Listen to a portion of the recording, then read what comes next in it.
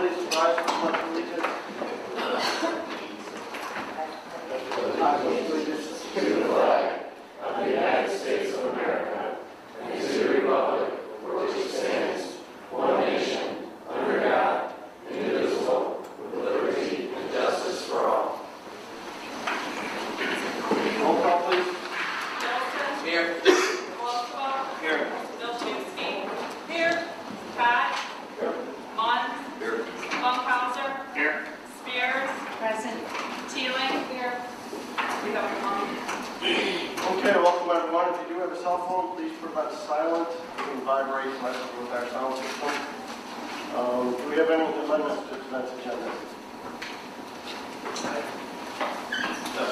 I'd like to pull item number 2, EDC 2012-08 for discussion.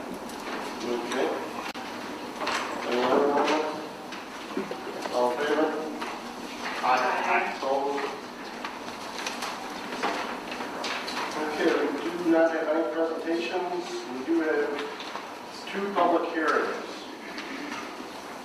The first public hearing is redistricting ward maps, so I'll go ahead and open the public hearing for that, for the ward maps. Do you have anyone from the audience who would like to comment on the redistricting ward maps? Not hearing any, I will close the public hearing on that. Now, Bart, this is going to come back for the city council to discuss? And in order to be properly adopted, it must be Okay, so in 2 weeks we'll see it again, or? And that's when we'll have a chance to discuss it.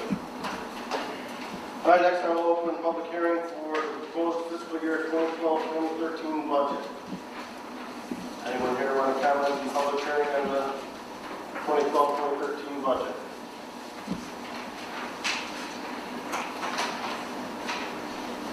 Please sign in and state your name for the record, please.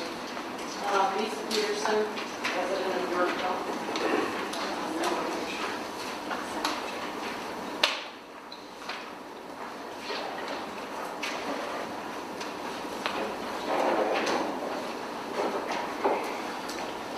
Lisa Peterson, resident of Yorkville.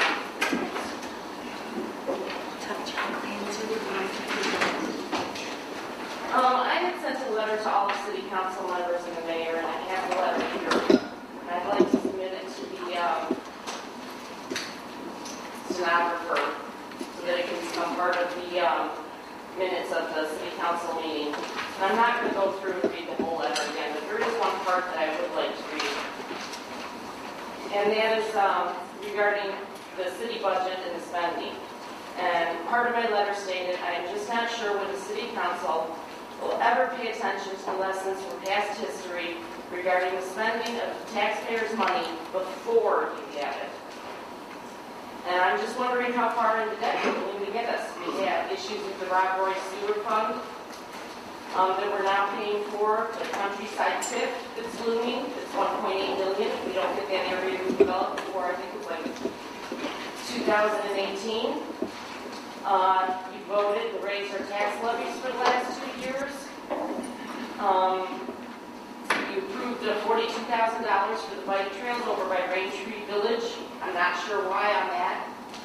You had a resident get up and complain that she wasn't connected to anything because she lived in Raintree Village, so you all voted to approve $42,000 to put in a bike trail there, even after the residents voted no twice and told you that we don't want our tax dollars going towards the bike trails. You did the bill rebate program, and I may be wrong on this, but my understanding of it was a $5,000 reduction from the city for 50 homes. So that'd be $250,000. $100,000 for a road study project. And the most recent vote, $357,320 that the city council accepted as unguaranteed or unsecured funds for the Kennedy Trail. And just adding all that up, that's $749,000. So in less than a year, with the new city council, you've taken on $749,000 worth of debt. And the thing of it is that the kicker of it is that none of the debt is necessary to the running of our city. And it's just, you've got to stop the spending. Please, I'm begging you. I'm absolutely begging you. I don't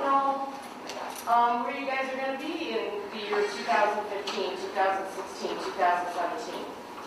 You know, it's great to want new and to add all these wonderful amenities to the city, but at some point, somebody's going to have to pay for it. You know, I mean, the Kennedy thing, the 357, maybe we'll get that money back, maybe we won't, but it's not a guaranteed debt. It's not a secured debt, so we don't know if we're going to get all of that back or not yet. And it's just, you know, I know you're in the budget talks for this year, but there's just got to be some accountability to the taxpayers of this town for the spending of our tax dollars. There just has to be. There's been discussions on other issues as well. I know the health insurance is one that keeps popping up. There's some citizens that are very angry about it. You know, it's like $153,000. On a personal level, I will say this. No one should be without health insurance, and no one should be denied the right to have health insurance. Unfortunately, it's a necessary evil that our family learned from first-hand experience 2 years ago when all of a sudden life was grand, and a day later we're in the doctor's office and find out our son has to have over a $500,000 spinal fusion surgery. I don't know what our family would have done without health care insurance. We currently pay $640 every month out of our own pocket for our health care insurance. Me personally, I don't want to see the health care benefits taken away from the city council members.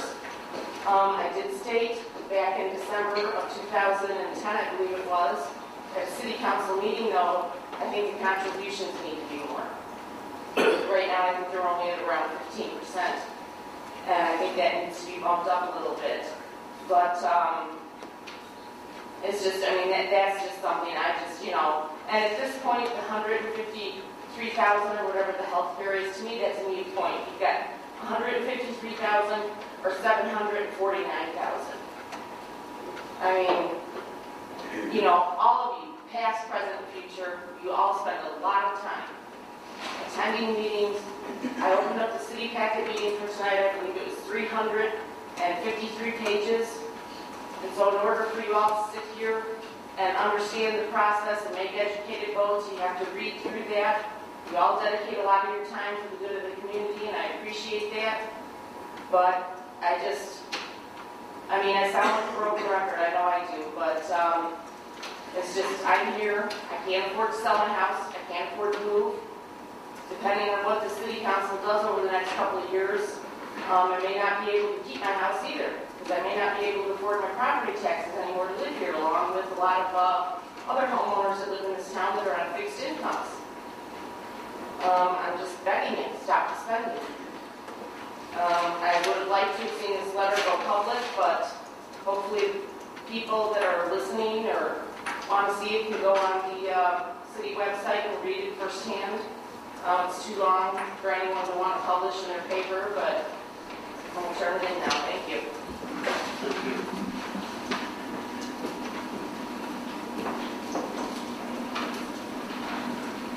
Anyone else in the audience want to comment on the 2013 budget?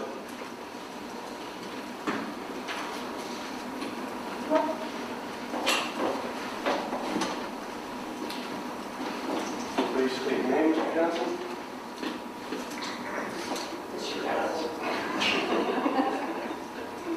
Yeah, I'll say it twice. Mark A. Johnson. Mark A. Johnson. Last time I was here, I forgot to say it.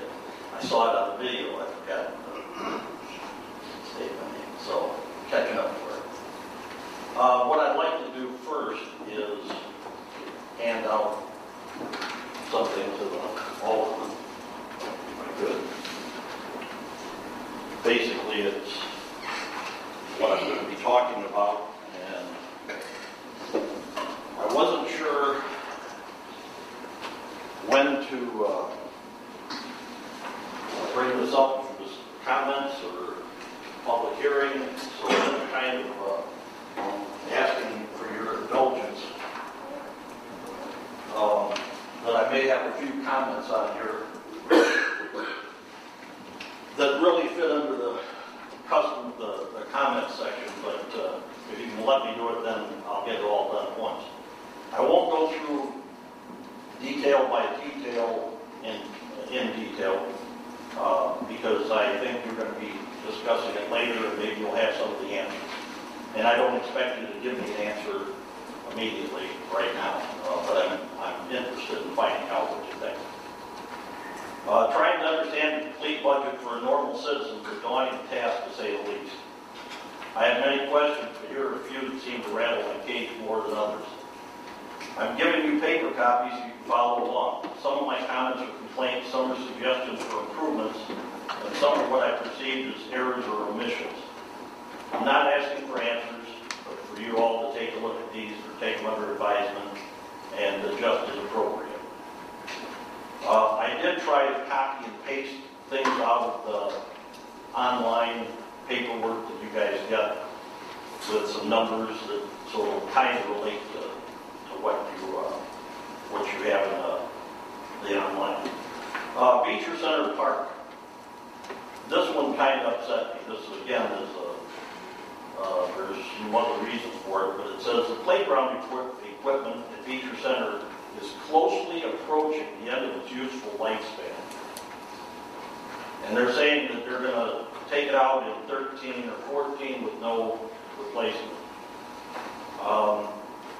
Number one, it's all steel. So, my grandkids play there all the time. I butt up against the Beecher property, so we're down there a lot. I don't see that being a major problem, and I know it's down the road, but whoever makes these decisions, they need to make it more transparent. The Riverfront Park was a personal favorite. The mayor, the ex-mayor, decided she wanted the concert pavilion rather than the park. They brought in the big chunks of wood in here and said, you know, it's rotting, it's falling apart. Little did you know that the fence was chain link metal. The swings were metal. The monkey bars were metal. The digging tool, the excavator tool, was metal. All that was bad that I saw was the slide. But they took the whole thing out, and now, as I see in the budget, they're saying they may not ever get to replace that. And they could have taken the slide out and left the rest of it.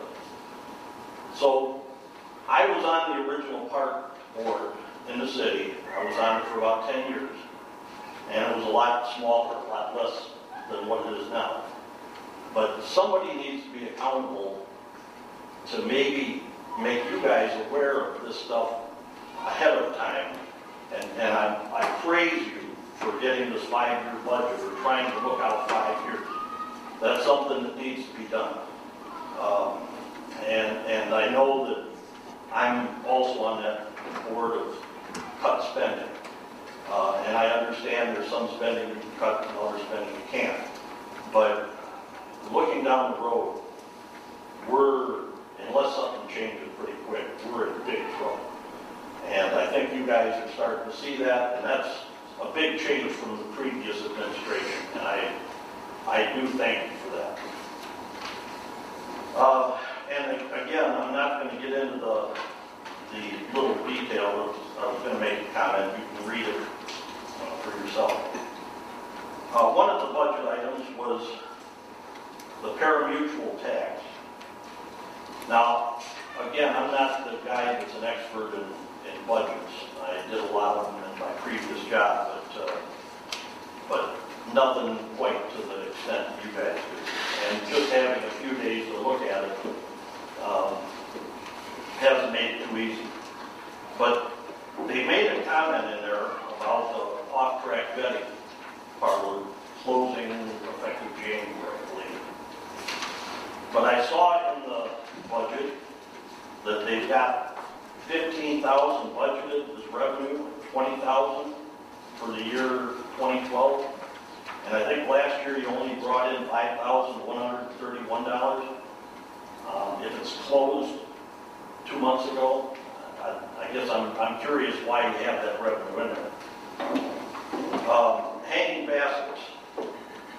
Glad that program was a beautiful thing for the city, but I'm glad it's over, and I hope that you guys, you're saying it's a 2-year hiatus.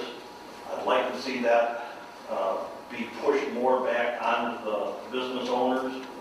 They've got as much to do as the city, and wanting to get people into their place, and they should be held more responsible for that kind of thing. So you've got 2 years to convince them. Hotel tax rebate. Question I have there, it says the line item represents 90% of all hotel motel taxes generated in the city being forwarded to the Aurora Area Convention and Visitors Bureau per our intergovernmental agreement. So you got a contract. At 90%, and I guess I asked, what can we actually see of value in that? Has anybody done the accountability to see if we've gotten business in Yorkville because of it? I know that I've seen some of the magazines, and they're nice looking magazines. But are we getting the bang for the buck? I don't even know what 90% of the motel tax is, dollar-wise. There's probably a line item in there, but I can't see it, or at least I couldn't find it. The reimbursement, the old jail downtown, another one of my things that I really didn't care for, but the project's on hold. And it says a new parking lot site will return to the original. I guess I'd like to know, I know that we're getting money from the state for giving up parking. Is there anything available that the city can publish to tell us what their thoughts are? Or if it's something in negotiations, I understand you can't, but I'd like to keep my eye on that, to know more about it. Be more transparent. Grand Reserve Court order. Again, I've been to a lot of meetings, I've been to a lot of things. I guess I missed this one. But it's saying the final payment to the successor developer will be made around December 2012. If somebody can offline even tell me what that is, I'd like to know more about it. Sewer infrastructure fees. The final Rob Roy sewer payments will be made, and it sounds like we're going to go in the hole big time after that. And I guess it says unless Westbury Village or Caledonia were to adhere. Well, you know, I have a feeling you guys know what's going to happen there. So I hope that nobody's holding their breath on that one. And I guess the sewer and water people will be getting that increase. And it looks like you guys have it set up to remove it after that's paid off or after it comes out. But I just, maybe I misread that. That's the way I read it. That you were just putting it in and then there's out after that's paid. And I guess I'd say good and make sure you live up to that. Hometown days. This is another, I'm going to get onto this one a little bit because it's a comment area. But I live and I border the city here. I'm county, but I border the city. And they're doing the hometown days here. They moved it out to Beecher years ago when they were tearing up the streets down in Hydraulic and putting in newer water, sewer, whatever. Are they planning on ever going back down? I mean, they're wanting to revitalize the downtown. Maybe that's where that belongs again. And part of that is, it never bothers us too much. I mean, there's noise and there's a lot of debris and garbage, and that's what I'll maybe talk about a little bit. But it's an inconvenience to us, and then we have to get told that we can't come through the back fence, or we got to walk around, we got to do a lot of things. And actually, we end up having to drive and park over here where we can just walk through the back if they don't allow it. But the big thing is, and the city does a pretty good job of cleaning up, but it's pretty much a mess back there, especially after the last couple of windstorms. But I got word from a neighbor that the city stuck a letter in between their doors saying that they were going to tear out the fence and they were not going to replace it. And I told the neighbor that I think the city has a right. From looking at my survey, the fence was on the city's property. It was probably about 18 inches onto the property. So I suppose they have all the right in the world. I don't think it's as bad as maybe someone's making it out to be. I just don't know what they're after there. But we give an awful lot, and you know, I'd like to see it handled a little bit different. Kids are, if you walk it, you'll see the kids are busting through the fence. We're always repairing. I've got a picket fence, plastic, but I've had the kids jump it, going through the yard, taking a shortcut, and they broke slats out. I've had to replace them. Never really came to the city and complained.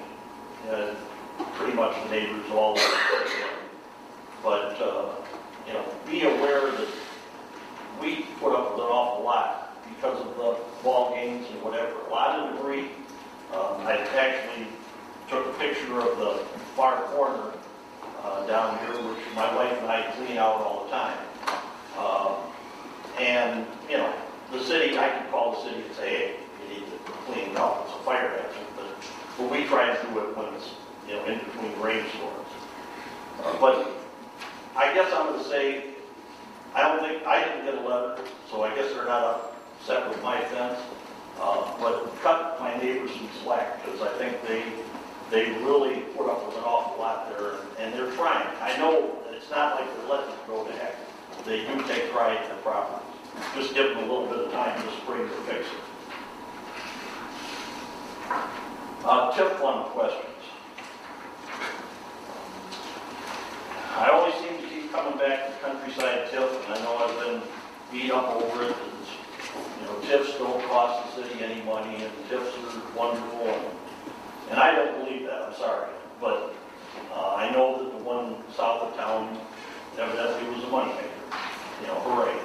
But what I'm seeing in your 5-year plan, it's going to eat up $1 million+ you know, before it finally gets paid off. And I don't know where you guys are going to get the money. And I don't know how you're going to get out of it. But I guess my comment to you is, you know, try and look at these developers with critical eyes. You know, I'm a businessman, I understand what they're doing, but you keep giving and giving, and as we found out at Brand Reserve and at Windette Ridge and a lot of others, you know, when things go bad, they forget who their friends are in the city council. So try and keep that in mind, that these developers that are coming in promising the world, make sure it's in some kind of legalese that we can nail them and get the money up front something. There was one thing in there about $150,000 for Windette Ridge. It looks like it's payable in, oh boy, my years kind of printed off. I think it was 2017 or 2016. I'm not sure which. But you're going to have to pay $150,000 in 1 year to the developer or to somebody that owns it. I guess I'm not sure what that is. I'd like to know a little bit more. Maybe George or Carlo or somebody can give me that. And now for a couple of things I'd like to see. Rec Center. I don't know what's going to happen there. It's going to be voted on, but I see that they have a tentative agreement on a possible contract. But would it be possible to have real estate taxes for the rec center taken out and put in a separate line item? The reason I say that is it's actually a double loser. Because if it was a private enterprise, we'd be getting that 40-some thousand income. Well, you'd be getting a portion of that 40,000 income, and the county and whatever get the rest.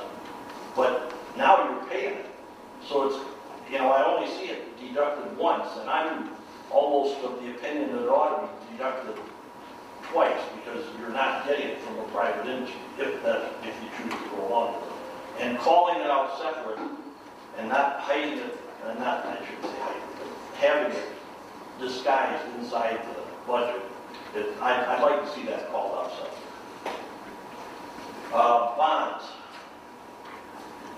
you guys got a bunch of bonds out there, and they're due at different times, you're refinancing, you're doing everything you can, I understand that, and I guess I've got to agree, because it's money that we promised to pay, and I pay my bills, and I'm glad you guys are trying to do that. And maybe you've got it, but I'd like to see the bonds become more transparent, and somehow have a section of the budget that says bonds, and it just shows when they're, how much you're paying yearly, and when they're paid up, or when the big balloon comes in, or whatever. So you've got a visualization out in the future, I don't know, 10 years, whatever, and show it. And again, maybe it's out there, but I didn't see it. And then the last thing, I guess, kind of goes in with the budget, and I don't know how you figured in there, maybe you've got it, I didn't see it. Is there any kind of a calculation done on gasoline tax? Now, gasoline has been going up dramatically, and I don't think it's going to go back down. Increased price means increased taxes. Increased taxes ought to be reflected someplace.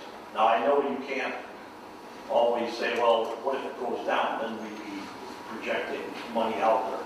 But maybe there's something you can say, the potential is there for the price of gas going up, that we're going to pick up another 100,000 or 50,000, whatever it is. I maybe it's 5,000. I can't imagine. But my wife says, people are going to drive less. I said, yeah, but most people here are working. Most people have to drive, and they're not going to drive much less.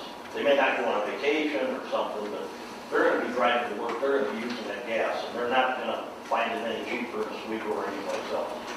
So maybe have something in the budget where you could allocate some money for increased taxes from gas residents. Because I think that goes into the motor fuel, which goes into roads, which is another area that we need. And the last comment I think I made in here, that I saw that we're looking at infrastructure, water, sewer, 100-year-old lines over in the south side of town. I'm glad you're putting that out there. And the only thing I guess I'd like to see is maybe have somebody throw some estimated costs on it, so we can kind of look and say, you know what, that's another $2 million, or that's another $5 million, or whatever, that's going to come out of the citizens' pockets down the road. And maybe the transparency will help. So that's all I got. Thanks. And I'll stick around in case you answer it. Thank you, Mr. Johnson. I don't know how deep we're going to go out into budget discussions tonight. What I'll do, with your permission, is get down with staff and do a memo to Alderman for the next meeting, answering all these questions. Okay? Do we have any other citizen comments on the budget? There was another point that I didn't want to bring up when I spoke earlier. Still Lisa Peterson, resident in Yorkville, by the way. But that's the rec center. It may have seemed like a good idea at the time when the leases were signed, but obviously it's kind of proven that it's going to have a stinker. It's cost the city a lot of money. Now we're negotiating purchasing the building, which I'm guessing there's some air conditioning units and everything. And I guess I have a question and a comment. If this rec center, when it was Club 47, was such a moneymaker deal, I don't understand why the Walker family didn't keep it as a private industry to begin with, and why they were so quick to pawn it off to the city. And I went to the Sports Authority. I bought an exercise bike for $110. It's been the best doggone thing. I used it religiously for years. Now the only exercise it provides for me is when I dust it off every week. I need to get back into that cycle again. It's hard to do. But exercise equipment's pretty cheap. I mean, there's a lot of decent things you can get out there, either through a sports store, a garage sale, online. Just as a taxpayer, it's just my personal thing. I don't feel that it's my responsibility to pay if somebody wants to go and bust their chops on a treadmill or an exercise bike. It's not my job as a taxpayer to have my tax dollars going to anybody to have a workout facility. There's private things around here. Most of the people that live in Yorkville don't work in Yorkville. There's a big LA Fitness thing out past Sweeto. In Plano. There's Anytime Fitness. There's a few others, I'm sure. But I just really, this is coming up in the next couple of months, and I just really urge the city council to discuss this hard and heavy. My personal viewpoint is the 2,000 members, or the 3,000, or 4,000, or however many members the rec center has. If they want that facility, then the cost of purchasing that facility is in their membership dues, not on the taxpayers. There's been so many people that have whined and complained that they want the rec center, and I've heard people say, oh, the majority of the people want it. No, the majority don't, because if the majority of the people wanted the rec center, then their membership would be up to around, what, 7, 8, 9, 10,000? It'd be over half the city going to it, and over half the city does not utilize that facility. So I really urge you in the next couple of months to think long and hard and heavy about taking on an additional $2.5 million debt that the majority of the residents aren't interested in having. That's all. Thank you. Thank you. Anyone else on the proposed budget? Hearing none, I will close public hearing on the budget and move on to citizen comments. Larry, please state your name. You just, oh, that was fine. I can't write it.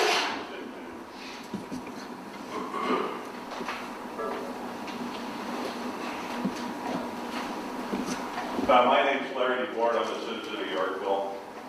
And I wanted to talk to two things. I saw some interesting comments on it, but I'm going to get into the rec center and help you with that a little bit. But I wanted to talk a little bit about the city council meeting that I was at 2 weeks ago tonight. I mean, that thing was remarkable. I have not quite seen a situation like that go down. It was just amazing to me.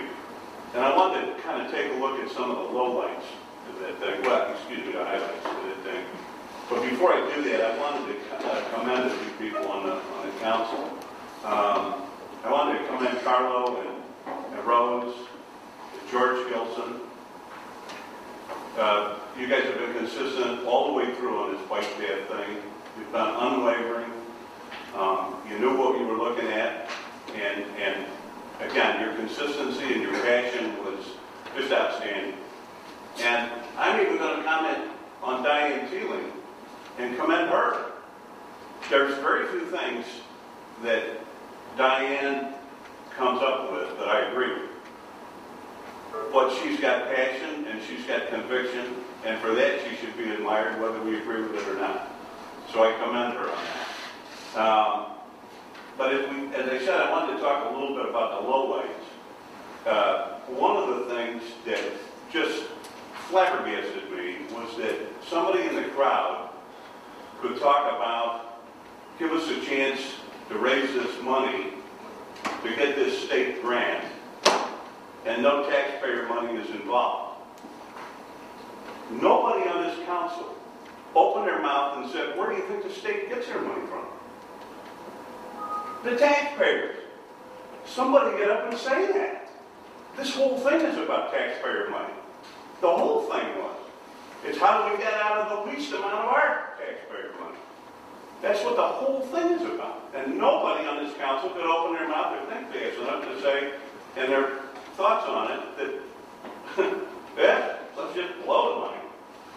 Then, there's another comment that was brought up. Someone in the crowd said, and I understand the logic behind this. There was a little bit of leverage being used in there, that we have the paperwork ready for a 501c3, and if you can get this vote tonight, we'll have it open tomorrow. Well, first of all, if you're going to raise money, and that's the business I'm in, you don't need a 501c3. You should open up a bank, number one. And number two, unless you know that individual person's tax situation, you've got no right to get tax place. You don't know what they got on their tax return. You can't tell them what's deductible and what is it, unless you're a CPA and you have knowledge of that individual's tax situation. So that, and that actually, to some extent, can get you into a liability problem down the road. surprised that nobody on this council would say, hey, open a bank account. And then, the one that really flipped me out is one of the aldermen was talking about raising the $350,000, and then we get 1.6 million approximately from the state, and that's a whale of a return on investment. That's scary thinking. That's very scary thinking. First of all, when you invest $350,000, you get a return on it. How are you going to get a return on this one? How are you going to get a return on it? What are you going to charge them $10 to ride your bikes down the thing? How are you going to get a return on it? Number two, how are you going to sell it to get the $350 back or any part of it?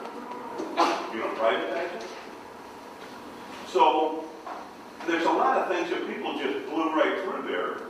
And then the last thing was, at the end, you voted to go ahead and accept the grant and trust the people to come up with the money. I think George made a comment that we've trusted developers. Heck, they even had money in the bank and bellied up on you. And now you're going to trust people that ain't got no money in the bank. And then you want us to have the confidence, the people who have spoken about this, they want you to have the confidence that you're going to do the right thing with the rec center. Whew! People talk about indigestion. Man, I mean, I think it's probably possible. I'm fully prepared to wake up after you make this decision on the rec center that we own two of them. Because I can't see how that could happen. But I'll tell you what, you guys on this council, you can reach new depths. You can do it if you try. And I want to leave you with a little story that happened, and I happened to be in a situation about 20 years ago. I know you're not going to believe this, and I want you and the council to listen to this closely, real closely. I was working with a company called Northwest Airlines. Maybe some of you have heard of it. Merged not too long ago with Delta. Northwest Airlines was a publicly traded company to about 88. And the company got taken private. These guys did a leverage buyout back in those days. Bill's the only one that's older to remember those days. And these guys borrowed a bunch of money, took the company out, stripped the assets out, so on and so forth. Well, the economy got a little soft on them, and all of a sudden they got into a little bit of trouble. And they couldn't borrow any more money. And they borrowed from every big bank they could. They borrowed from every insurance company. And they couldn't borrow any more, and they needed the money for union contracts, so on and so forth. And a light bulb went on in the guy's head. And he said, well, you can't borrow from anybody else. You do the right thing. You borrow from the government. So what they did is they went out, and they got the guys in the $5,000 suits. They could talk out of both sides of their mouths. I wasn't one. And they went to the state of Minnesota, and they had a presentation that would knock your socks off. And they said, we're going to build a maintenance base in Rochester, Minnesota. And they paid $1 million for an option on 142 acres of land. And they said, my God, we're going to build this maintenance base, and we're going to hire 35,000 people. And this is going to be the greatest thing since night baseball, blah, blah, blah, blah, blah, blah. The city's going to look like this and look like that. What do you think the state of Minnesota did? They did it hook, line, and sinker. And they said, tell you what we'll do. We'll give you $300 million now. And a year from now, we want to see the progress on this maintenance base. And if we're satisfied with the progress, we'll give you the other $300 million. Oh. You had to have a part in it, number one. Number two, they went about 9 months, and then finally a light bulb went on at Airlines, and they said, you know what? These guys want to come down the road. Uh-oh. So they went to Caterpillar, and they rented some bulldozers. And they got some guys from the UAW. And they got them out there with the bulldozers, and they had them drive around in circles for about 3 days. Dust is flying, stakes are in the ground, and they got all these politicians down there, and they said, see, we're making progress. This goes over here, that goes over there. Here's the other 300 million. 6 months later, they took the company public. The market got better. They took the company public. They raised $10 billion. They paid off every one of their debtors and gave the $600 million back to the state of Minnesota. The state of Minnesota said, well, where's the maintenance base? They said, we changed their mind. The reason why, the point of the story is the reason why probably the walkers came to you because they couldn't sell it to anybody else. They couldn't. They couldn't sell it to anybody else. And this is not here to knock around water. God love him, he's a businessman, he's an argument. When we have no business being involved. None. Fix the streets. Fund the police pension plan. Do a bunch of stuff. But don't try to run a business. It's not what we're here for. It was brought to my attention the other day that this thing is now in the black. Good. There should be a line of guys waiting to buy this thing. Be done with it. Go on about your business. Go on and fix streets. Do whatever it is you need to do.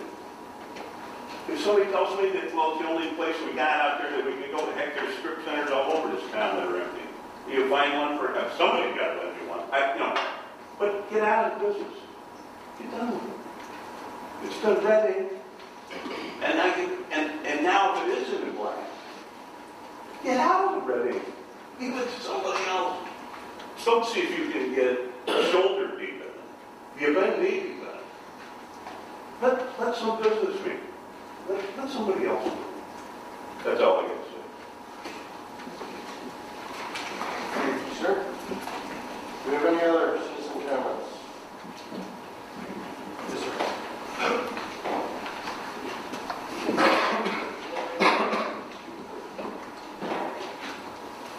Mark Johnson, Yorkville. Actually, a couple things. One, in reference to the rec center. And I don't think I put it in the paper, but you made me think of it. It seems to me that the city gave a special deal last year for people that were joining the rec center. They get like a year and a half for their year's dues. Is that factored in to your budget? There's going to be 6 months out there, you're not going to get any income. If you eat it up into 12 months like you should. And they were bragging about how they increased the number of people going. Well, a year and a half for a year, maybe that had some of it. I'm not sure when that fits in, but I'd like to know if that's budgeted over 18 months or just over 12. The other thing, I really questioned whether I was going to bring this up here, because this really belongs at the county board meeting. But since next Tuesday is election, and all of the county board members are up, maybe somebody will watch us on TV, and maybe somebody will get the gist of it. Maybe somebody will talk about it around the coffee machine or the water cooler. But I was out on the Kendall County board website, and they have a thing called the Kendall County Community Economic Development Plan. And there's a lot of stuff in there, but something I wasn't aware of. And I guess maybe you are, but I'm going to make you aware. And it's not your problem, because you're just a small piece of that pie, but you're still a piece of that pie. Illinois is currently ranked 7th in the nation for highest property taxes paid, based on a 3-year average from 2007 to 2009. In fact, of the 1,823 counties in the nation, northeastern Illinois contains 5 counties listed in the top 30 in the nation. The Tax Foundation has determined that Kendall County is ranked 24th in the nation out of 1,823 counties. 24th, highest. Although this ranking seems to put Kendall County in a bad position nationally, higher property tax rates throughout northern Illinois County are not an uncommon trend. Kendall County, as well as other neighboring counties, has become a victim of the increasing property taxes seen throughout the entire state of Illinois. This essentially has put the entire state at an extreme competitive disadvantage. And a couple of comments about this. One is the U.S. median real estate taxes. Median real estate across the country. $1,838. Kendall County median, $5,067.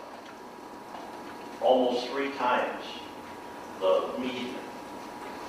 So when people are crying about their real estate taxes, and I know as being a realtor, a lot of people don't even know what their real estate taxes are. They just put them in escrow and it's part of my house payment. They don't, if everybody had to take their taxes and pay them in June and August instead of putting it in escrow, I think we have a revolt throughout the state on taxes.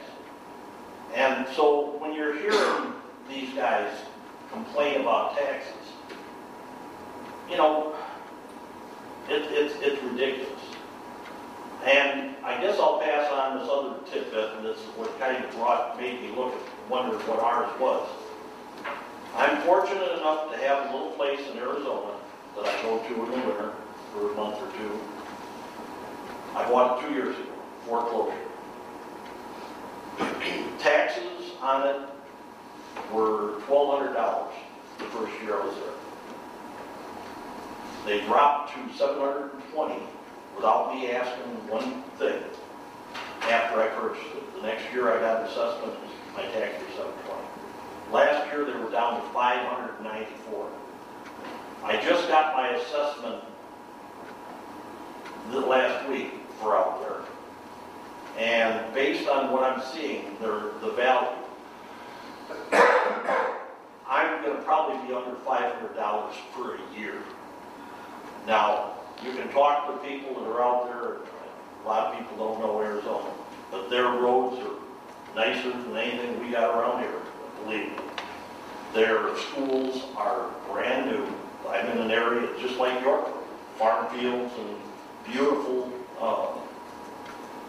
schools, beautiful rec centers, but they're YMCA's, not they're private or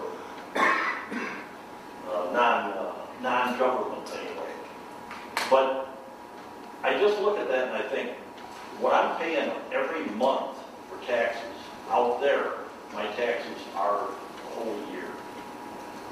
Now I don't know, I haven't checked into it far enough to see where Arizona ranks, but I have a feeling they're going to be a lot lower than what Illinois is.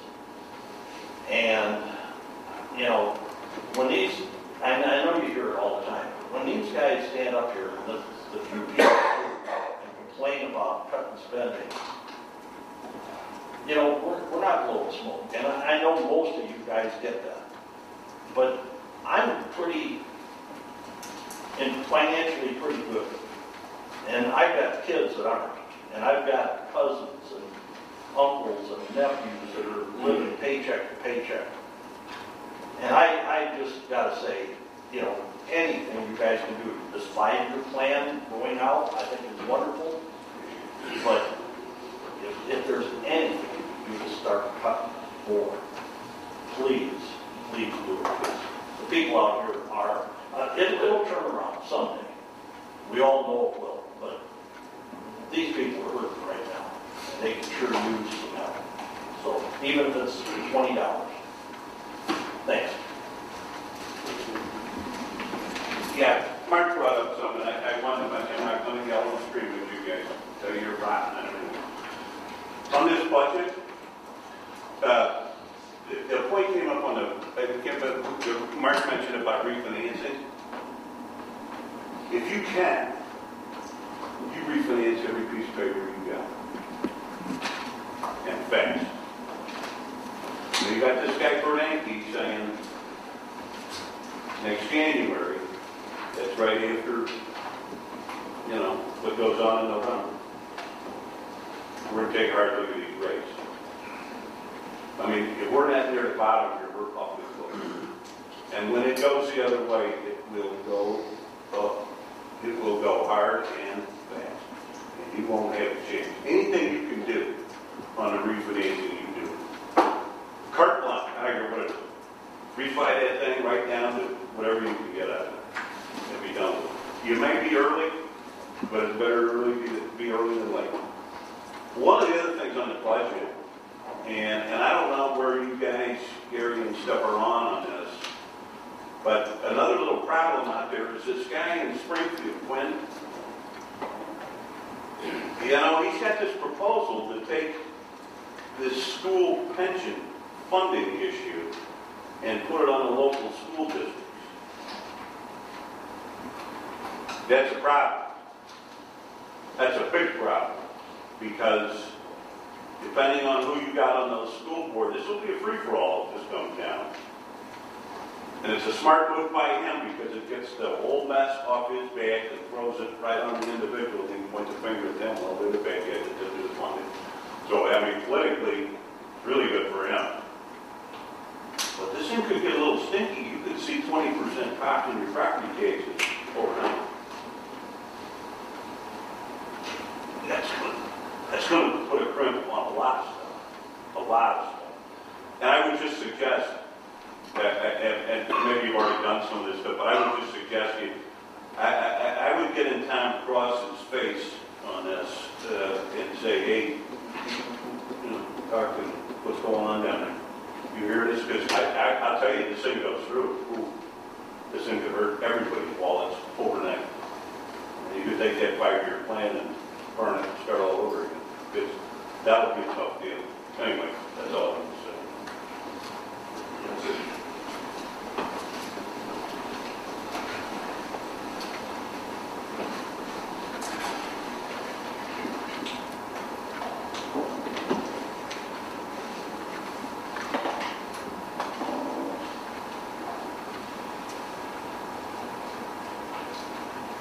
My name is Don Burks.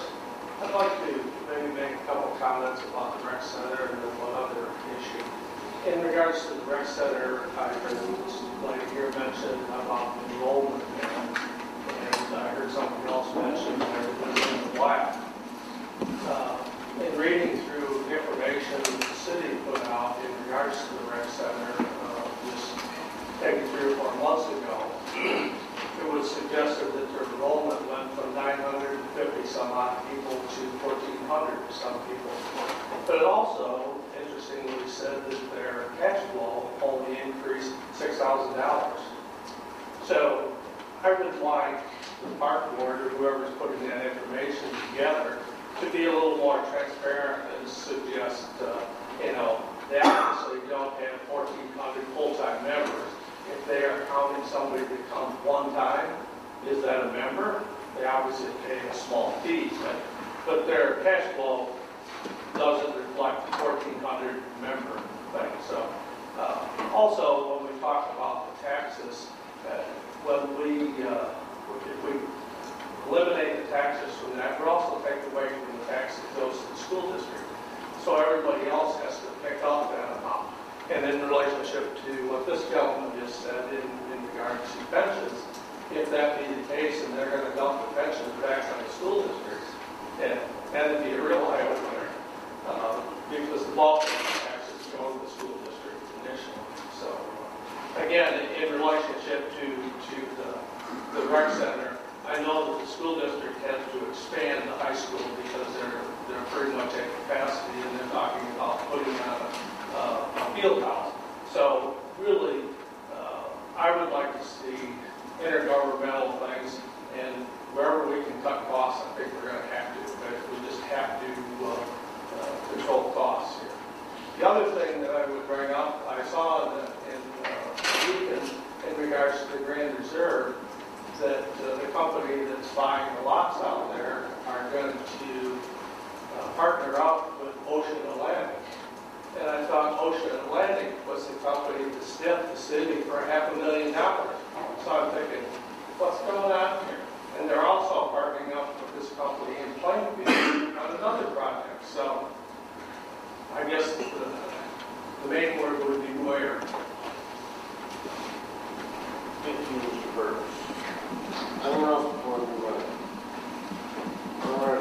entertain a motion to approve the consent agenda as amended. Roll call, please. Gilson. Nay. Vilshewski. Aye. Munns. Aye. Spears. Aye. Wolfstall. Aye. Scott. Aye. Funkhauser. Aye. Teeling. Aye. Motion carries. I'll entertain a motion to approve the minutes of the regular city council meeting for February 14th, 2012 as presented. Second. Comments or questions on minutes? George? Just a few corrections to the meeting.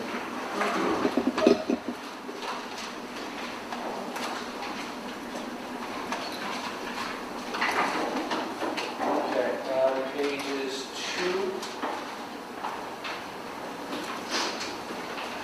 7, it says Walensky stated their additional business it should be WSBY, it's SPY.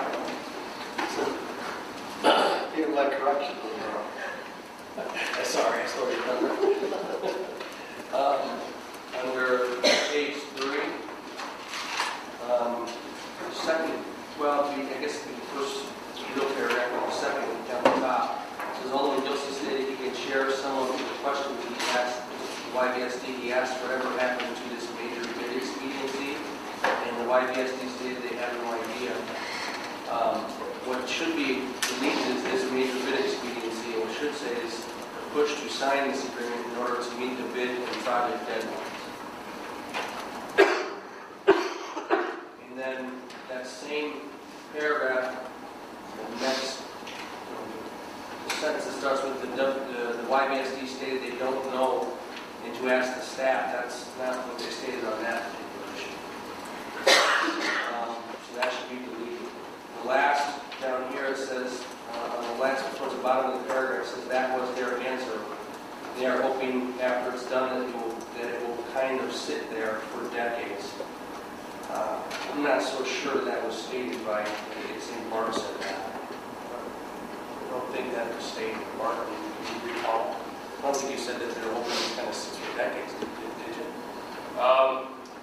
That sounds right. I don't know if I use those exact words, but that's the message of the word. Okay. And then Alderman Gilson stated that the way this goes is that if this river has a flood and that the bank is totally washed away and the city is on the hook to fix it, and that could be a major process. And actually what I stated was Alderman Gilson stated that the way this agreement is stated, which is the paper we were looking at, the agreement we were looking at that day. So take out goes and add agreement is stated. And that should be okay there. And then last, from the water quality perspective, certainly the upstream quality behind the dam is poorer than downstream. It should be worse than downstream. Which paragraph are you Oh, I'm on? sorry. DEI engineer, starts with DEI. There's the sentence that starts with from the water quality perspective, certainly the upstream water behind the dam is poorer than down poorer. Either you could say poorer, I guess, or worse than downstream. More poorer. That's all I have for correction. Thank you. Alderman Wilczewski. Last page, page 7, for the staff report. Under the build program is referred to. It should be on the lights. It's mentioned 1, 2, 3, 4 times. An acronym. And then the executive session is Ron not here. There, we had one for. First one's okay. The second one should be for the purchase and lease of property. The third one should be for personnel. And the fourth one was litigation. And then I think I get one more under the clerk's report. She did change the motion. Can't she entertain a motion? Did she request a motion? Right. On the clerk's report?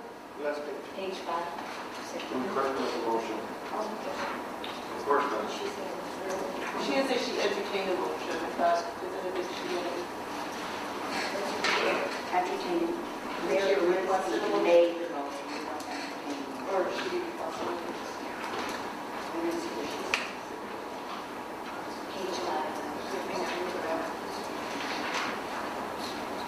Okay.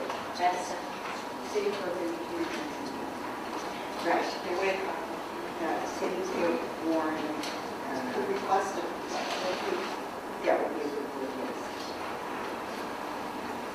Thank you. That's all I have. Anyone else? Roll call on the minutes as corrected or not? Right? All in favor? The minutes as corrected? Say aye. Aye. Opposed? Moving on to mayor's reports. First item is a proclamation to Playful City, USA.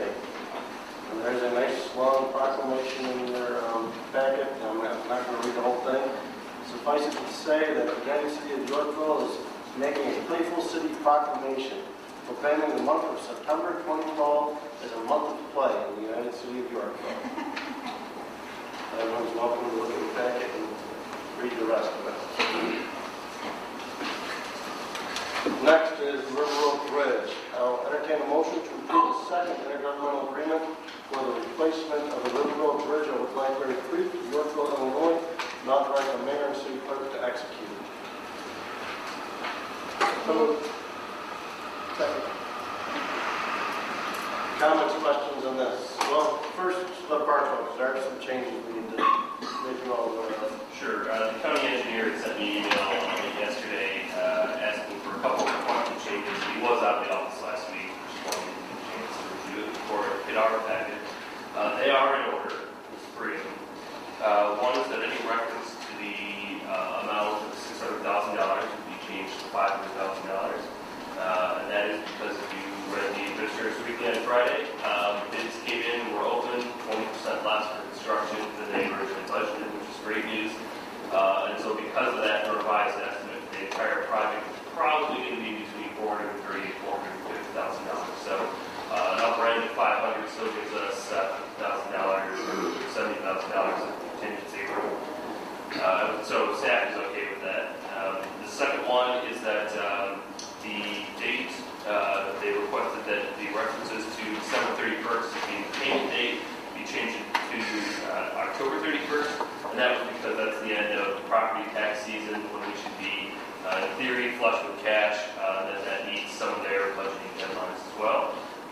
We were okay with that, we had no objection. And then the third was that they had requested that if the city goes into default of this agreement by not making the annual payment after the fact, that the county would have the authority to basically withhold real estate tax proceeds due to the city the following year. So that's something that, I don't foresee us ever having to skip a payment. Kathy's shaking her head, so I guess we're not even sure if it's legal, but I am sure it's not legal. that was something I know the highway committee did. I am sure it's not legal. So it has to be just not. One taxing body cannot confiscate the proceeds from another taxing body because there's a contractual arrangement. So two on the board, which is the payment date and then the total. Comments or questions? We need an amendment to amend the agreement.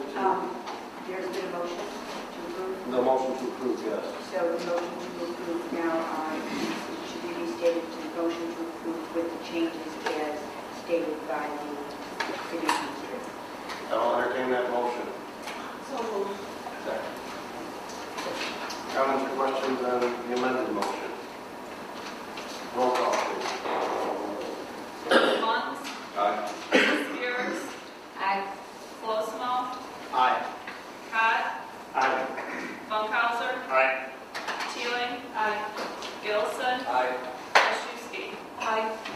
Motion carries. The agenda is the fiscal year 2013 budget. Somebody didn't put it on file. I heard your name. Anyway, before we jump into the budget, a few things I wanted to comment on. First off, it's unfortunate that Rob Frederickson, our finance director, isn't here tonight. I wanted to give him and his staff a big thank you. And not only Rob and his staff, but all the departments great job working on this budget. Mr. Olson is our budget officer. Thank you very much. I know a lot of work went into this budget. And as someone mentioned at the podium tonight, this is the first year that we've done a 5-year budget. It's something that I asked for years ago in some of our goal setting sessions. And it's nice to see it, take reality. And it's given us multiple years to look at some of our problems and address some of our problems and head off a lot of those problems. Also, a big thanks to all of you here tonight, the City Council, a big thanks. We've accomplished a lot in the last 10 months. I just wanted to point out a few of the things that we did accomplish in the last 10 months. And first on that list is property taxes. We have lowered the city's tax rate by 30% this year, giving all of our residents property tax relief. We're expected to lower property taxes every year through 2015. I mean, that's a lot of things we talked about during campaign time. It's something we delivered on, and I'm proud of all of us for that. And this year, we erased our negative fund balance. We took over our fund balance, was about a negative $300,000 or so, right in that neighborhood. We erased that fund balance in the last 10 months. We will finish 2012 with a higher surplus than we budgeted for. It's only the second time since 2007 that we will end the year with a surplus. So again, something to be very proud of. The proposed fiscal year 13 budget also anticipates a surplus. So we are working on building that fund balance. We talked about building the fund balance and we're delivering on it. If the county helps us with the River Road Bridge funding that we just passed, we should be at a 15% fund balance by the end of fiscal year 13. That'll be the first time we've met our policy guidelines of a 15% fund balance since 2008. We were also able to hire 3 new police officers this year, so we're putting more cops on the street. In the proposed 5-year budget, we're adding a sergeant in fiscal year 13 and 1 officer per year all the way through 2017. We've quadrupled our road maintenance budget in this current fiscal year. Last year it was $50,000 towards road maintenance. This year it's $200,000. And each year after that, it's a minimum of $300,000 budgeted for road maintenance. I expect that number will go up in future budgets. Someone had mentioned the rec center budget. It is a huge improvement from last fiscal year, from fiscal year 11 to 12. And again, we are only expecting a small deficit this year for rec center budget. So what I'm trying to point out, guys, is that this budget and city is moving in the right direction. Our financial problems weren't created overnight. They're not going to be fixed overnight. But we are taking steps to move the city in the right direction. As we discuss this budget, and I don't want to get into a big, heavy conversation tonight on the budget, more big picture items, and maybe we can reach out to staff for the next 2 weeks and submit questions on some of the smaller items or line-by-line items. I don't want to get into a big conversation without Director Frederickson here tonight. But we'll schedule more time at the next council meeting to delve into it. But I just want everyone to be aware that everything after fiscal year 13, which is what we're focusing on, is highly speculative. It's based on very, very conservative assumptions and worst-case scenarios. So I want to concentrate on fiscal year 13. I can guarantee you, if I'm sitting here in fiscal years 15, 16, 17, when the budget looks horrible, which is only a planning tool, it will not look like that in those years. I don't make many guarantees, but I will guarantee you that. So again, and the reason Frederickson isn't here tonight is he had a baby girl. Did you get an email? They tell you another water broke. Yeah, so he might still be waiting. He might still be waiting, but he is at the hospital waiting on the arrival of his daughter. So with that, I will open it up to the council for budget discussion.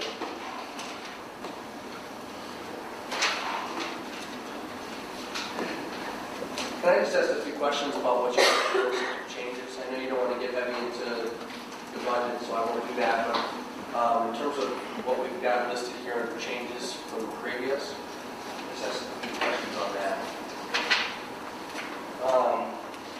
Under fiscal year 2013 would be the second page under land cash for the Oslo grant for ranchers. Have we not received that yet?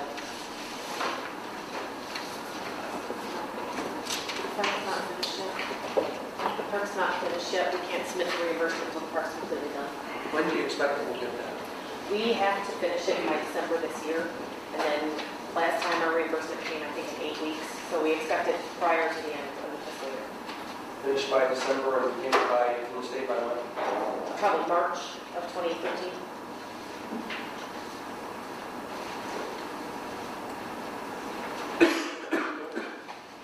And then the next page, under all these special events, can you tell me, we're talking about revenue, these are all revenues for special events. Explain to me what you mean by you're allocating out. I mean, you're subbing out people here to run programs, or what are we doing? Okay, so there's... Wait, time out for a second. Can you tell me where you're at, George? Oh, I'm sorry, the next page here. It's Over page 3. Page 3. Page 3 under Parks and Rec. The largest block on the page for all the Parks and Rec, 79 revenues. So there's, within that larger block, there's 1, 2, 3, 4, 5 groupings. Okay. Each one of the groupings is... Mayor, it's the changes that Bart just gave us, those changes. Yes. Oh, that is it. Yeah, Middle, it's changes in and the then- healthcare. Thank you. I'll give everybody a second. It's in your packet, right? It's under page 3. Big first flowers, big first house. Okay. So the number of page 3 is at the bottom there, and then that last section there is 5 fiscal years of 4 line items each. Okay. So let's just take the first one, fiscal year 13. That last line item in that grouping is programs and fees. Line item number is 79, and then the last 4 digits are 4440. Okay, we assume that. The budgeted amount that we had for program fees in the Parks and Recreation operating budget was $190,000. This year, last year, the past couple of years, it's been relatively stable. And what we've talked about doing each year, or the Park Board's talked about doing, is that includes everything from music under the stars to athletic classes to preschool to special events. So they've always looked at that and said, well, this doesn't give us a good idea of what's doing well, what's not doing well, and it doesn't give you a good allocation of. So they took that one line item of $190,000 and just broke it out into 3 sub-line items. So really, it's just like taking one large group and splitting it into 3 subgroups. And that's what we're doing for each year going forward, so that we'll be able to track that between special events, child development, and athletic and fitness. There's no net effect on the budget there, it's just changing it to different ones. Thank you.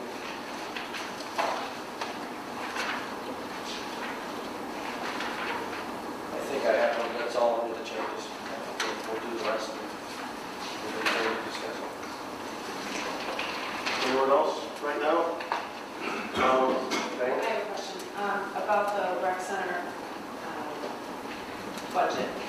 Can you tell me, I mean, if we don't have a rec center, because there are a lot of people that are not having a rec center,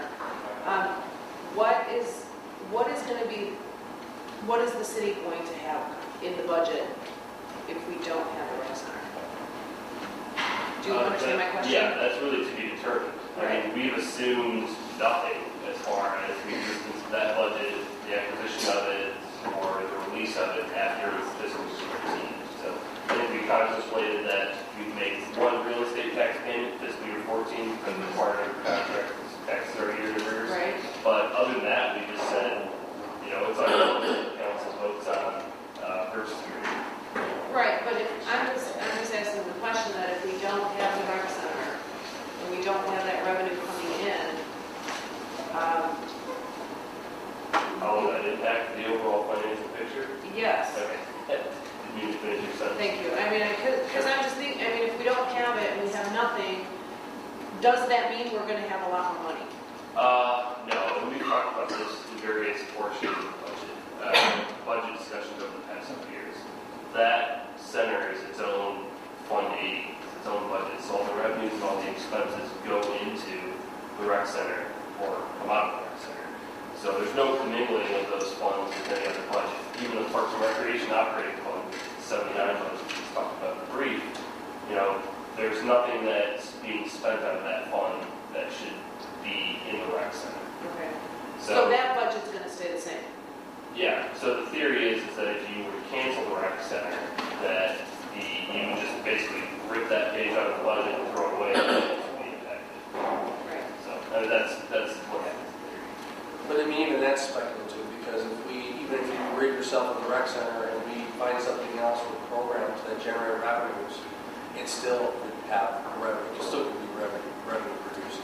So I mean, everything right now, I think what you said originally, Bart, is speculative based on what we come up with. Well, no, because I mean, obviously, if we have another place to have programming, and have another place, if we rent another place or buy another place, then we're going to be putting money into that too. So it sounds to me that the people that are here tonight talking don't want to have any recreation department, because wherever we go, we're going to have to put money into it. That's not what we said at all. No, we're going to have to put money into a recreation, some sort of recreation, some building somewhere to pay for, to have programming. So I'm just trying to figure out, we had three of our aldermen did a study with the park board to find alternatives, and it's going to cost more money. So unless we have nothing, that's the only way that the budget is going to be neutral. But if we have to find somewhere else to do it, it's still going to cost the city money. So I guess what we're going to have to decide is if we want to have a rec budget for programming, or we don't. That's how it seems to me, and I think I'm right on that. Carol? And I don't agree with you, Diane. I don't think it's an all or nothing proposition. There is a middle ground, and I think that's the ground that hasn't been explored. And that's the ground that the city council needs to chew on for the next couple of weeks when we talk about this budget. When we talk about the rec center, what we've done in essence is the city bit off more than it can chew. Okay? We've raised the level of recreation in this city to the level of almost a park district. However, we don't have a taxing body that's a park district that has its own taxing authority and its own board and its own elected officials to deal with that. So now we have this high level of services, but we don't have the extra revenue, and we don't have the extra money to support it. So if we rip out that page of the budget, I agree. I understand that we don't all of a sudden have this free money at our disposal that we can use for roads and we can use for cops, and I understand that perfectly.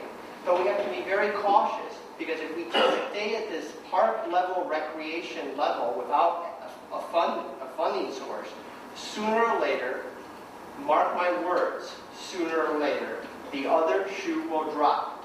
And this council will be responsible for a $200,000 pool repair, or a $300,000 roof repair, or asbestos, or mold, or whatever else happens in this facility, and there is no funding source but us. And we already have a very delicate budget that we're trying to deal with.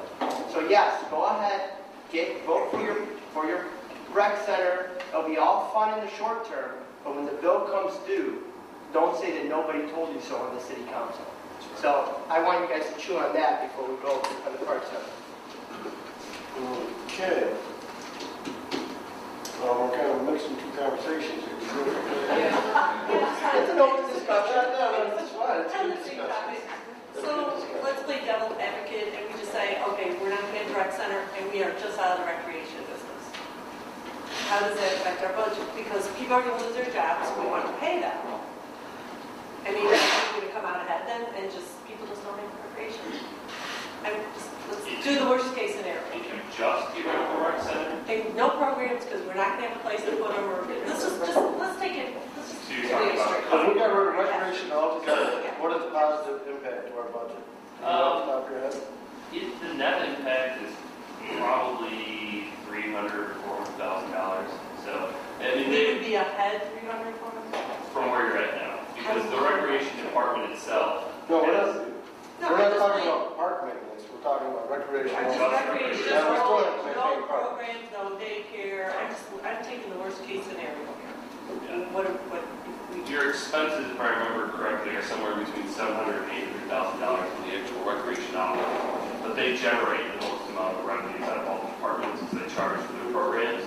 So when you net that out and all the revenues that they bring in, you're not getting those anymore. They've had to be 3 or 4%. it also wouldn't just be programs, it would also be special events. So you'd have no more events in the city.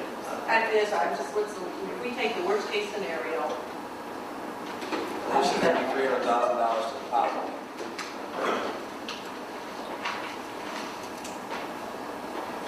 And we won't be a playful city. We'll be a bankrupt city. here, we're busting out the worst case Since we're talking rec center, kind of got in here. Basically, if we don't have a rec center, we don't have rec programs for kids to do, what are they going to do? In growing up in Chicago, the only thing we really had were the parks. Every neighborhood had a park.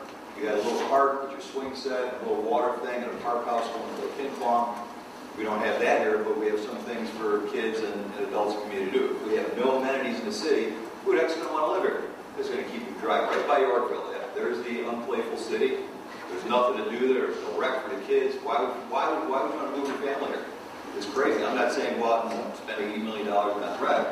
And if this rec center deal doesn't make sense financially, I'm not saying I'm going to go for it. It has to make financial sense. But we got to have things to attract people to Yorkville.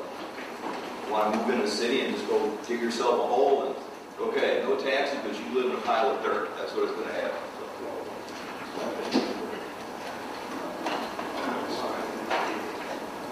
This is totally You different. guys talk, so I don't appreciate you laughing when I comment, okay? This is totally off the rec center. This is a completely different budget item. In the general fund, we still have that $332,000 from the library in the general fund. I understand that it is earmarked for the Game Farm Road project. However, and this is one of the questions that was on your sheet was what is that grand reserve thing? It's because the money was in the general fund that we were supposed to pay the developer back, and we never did. And then the money got spent, and we didn't have the money anymore, so we had to pay them back. So that's what that's about. And I want this money, this $332,000, out of the general fund and put into a capital fund because that's where it's supposed to be. And I understand that, it's marked, it's not going to be spent, but it already happened one time. I just think it should be put over there. And the same topic with that is in your presentation, and this is just something for you to answer the question later, you said that we have to come up with a revenue stream for the Game Farm Road project, which we don't know what it is. However, I feel like we are committed to the Game Farm Road project because we took this $332,000, from the library, their capital fund. We need to know what is the revenue stream going to be. I think that's something that we need to really work on because when do we have to use that money by? It's currently scheduled for construction to begin fiscal year 15. Right. So the way I understand it, and Jeff and Eric might be able to correct me if I'm wrong, but you've got maybe a year or two after that you could potentially push it back, but it's 17. slotted for 15. Right. And I'm not sure that that's hard to pass either. It's just, Because it seemed like there were other things, other line items. Were there other line items in the general fund that were for different projects? For capital projects, yeah. And I guess the point I made in the presentation about that is in order to sell a bond, you have to identify a revenue stream. Right. So identifying a revenue stream for bond purposes is different than finding a revenue stream for budget purposes. Right, and I understand that, but I mean, are we probably going to have to? Yeah, there's going to be almost certainly no other way that you're going to be able to take that. Right, so we need a revenue stream for that bond somewhere, somehow. From budget standpoint, we've got it shown right now as you're just paying the proceeds out of the general fund each year. Okay. So that's one, it's a major component, but not a majority of your general fund deficit in 15, 16, 17. So, we're showing right now that the general fund is going to be deficit, and that's one of the reasons, because you're just paying the Game Farm Road fund, the general fund proceeds. I would suggest that's probably not the best thing to do, but, you have to find a way to do that now. Right. No, you've got to look for each year. Right, well, I would recommend that we move that out of the general fund, $332,000, into the capital fund, just so it's there.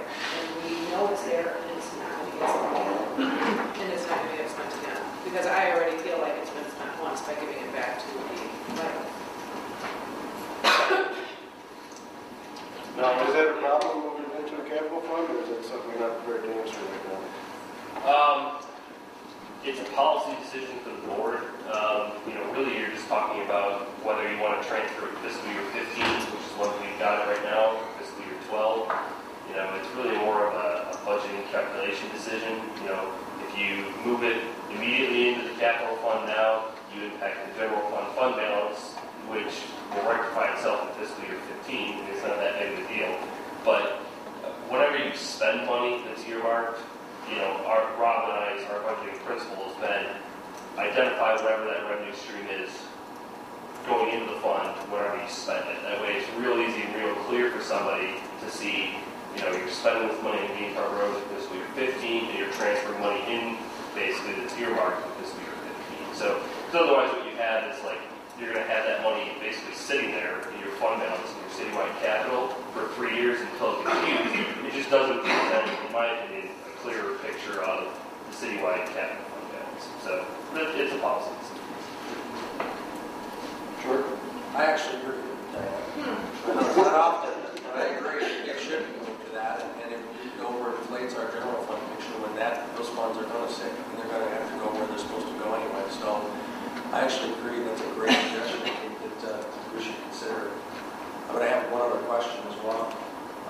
In answer to Mark's question about the $150,000 for Lynette Ridge, that $150,000 is the recapture part. And my question is, and I've asked this, not once, I've asked it 24 times. Every time I've asked them who we owe that $150,000 to, and if we owe it at all, I was given the vague answer that we're not sure we owe it. So why is it in our budget as having to be paid out? In case we do owe it. Budgeting for the worst case scenario. Okay. So if we don't owe it, obviously we won't pay it. Should we make a legal determination about that and decide if we don't or do, and make sure that we're negatively or positively impacted by the dollars that we're including or excluding from the budget? What year is it budgeted in?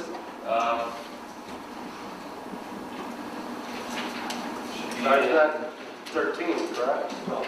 Yeah, so again, depending from worst case scenario, when we go to approve a budget in that year, I'm sure it will not be in there.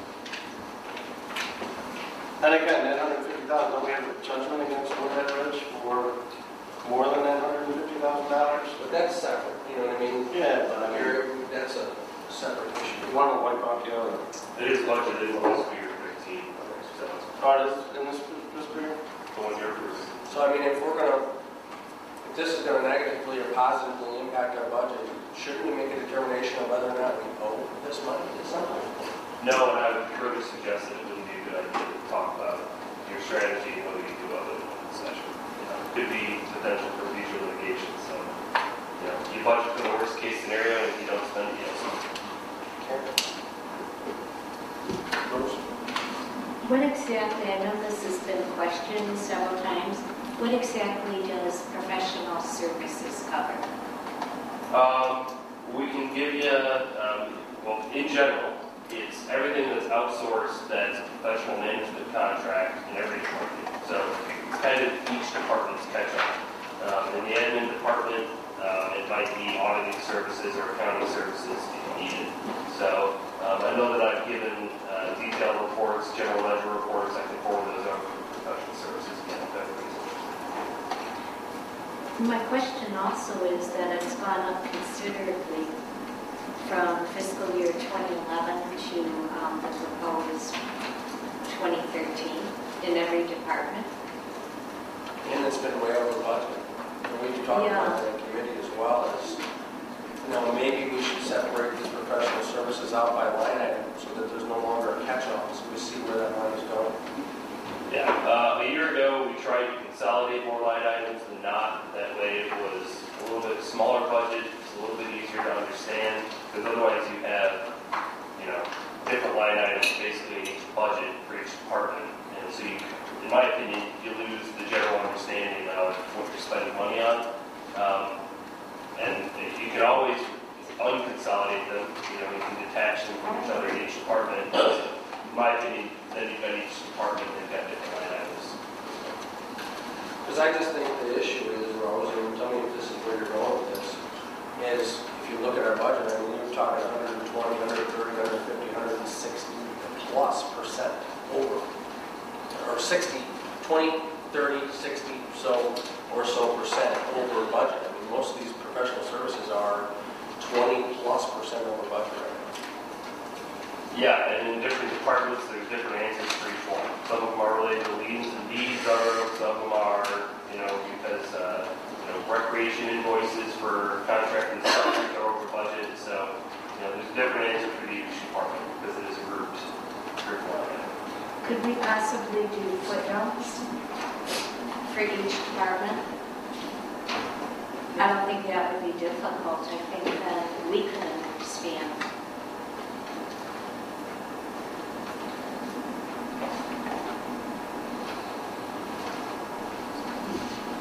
And then I have another question. Do we have any money, any funds allocated for future grants? Are we planning to spend money that we haven't?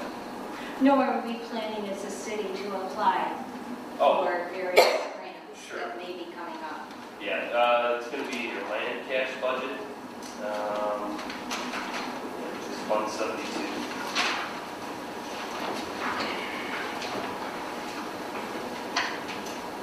Which is page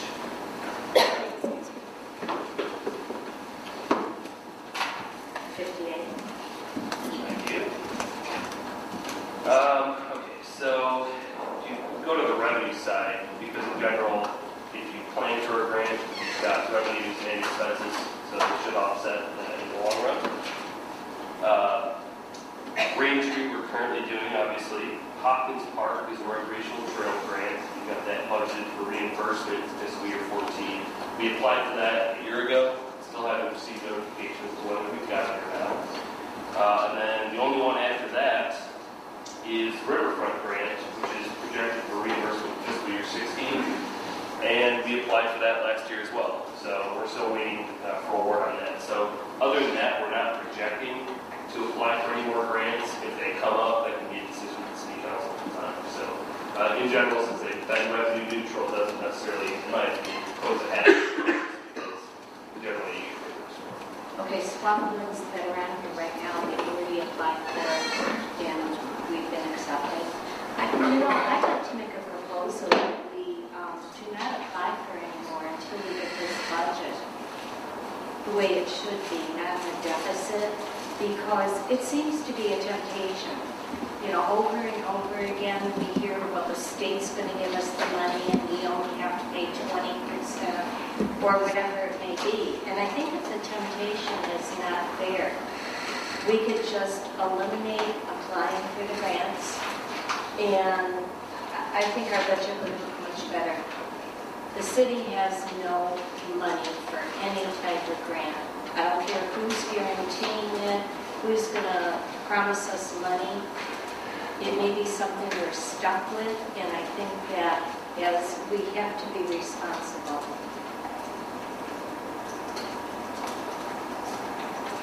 George, to add to that, even more importantly, the state of our state is they can't pay their bills. They're broke. So to depend on $400,000 for the outside grant from Raintree and 270 for all these different grants that we have out here. Boy, we're taking a big risk in that alone, whether or not we've received the approval or not of these grants. I think when it comes down to the brass tacks and they have to decide whether or not they can pay their debts and pay their obligations, I think these will be low in the total what we pay back. And despite their obligations, and I just don't trust the state. I really don't. And so I support Rose's proposal. I think it's a good idea to stop taking out grants where there's matches that we can't afford to put out and liquidate. Okay.